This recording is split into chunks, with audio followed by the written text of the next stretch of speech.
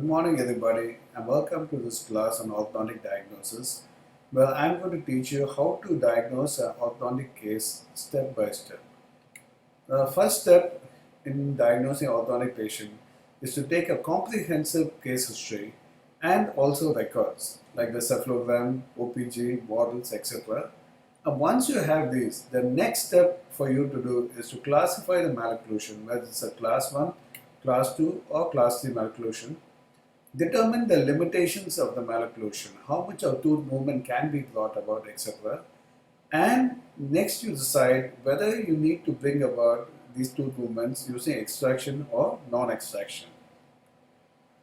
The type of tooth movement needed, whether you want bodily movement or tipping movement or rotational movement, can be determined using seeing the malocclusion.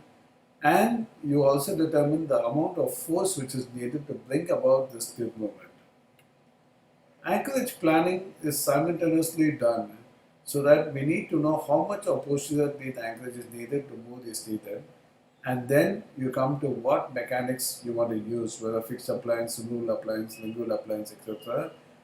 And finally, if these things are done well, you have a patient with a perfect occlusion and a satisfied orthodontist. Now we start off with the history, which is gathering as much information as possible. The body type, extraoral examination, and finally the intraoral examination. Now in extraoral examination, we check the shape of the head, whether it is normal, broader than normal, or longer than normal. And the classify mesocephalic, dolichocephalic, and brachycephalic. Similar classification is there for face also, where we have the mesofacial face which looks almost normal, dolichofacial face which looks longer than normal, and brachyfacial which is broader than normal. Now another important factor which you have to look into is the facial profile and also the facial divergence. In the facial profile we have concave, convex and straight profile, whereas in facial divergence we have anterior, straight and posterior divergence. Coming to assessment of facial asymmetry, you can do it using clinical photographs, composite photographs and frontal radiographs. Whereas in frontal radiographs or a frontal cephalogram, where midline is drawn and you can see whether there is a deviation from normal on left or right side. We also have composite photographs where you can see if the right and left composite photographs are not matching, it means there is an asymmetry. Checking for facial proportions, you have the upper one-third, middle and lower one-third. Upper and middle are almost normal, where the lower one-third is a little higher. We also have the nasolabial angle and the lips which have to be seen.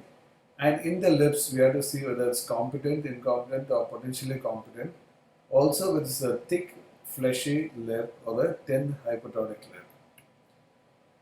Now, if you want to know whether lip proportions are normal, you see the upper one-third and lower one-third are calculated. You have the lip step by Kavakas, where patient should have a slightly negative lip step, which is considered normal.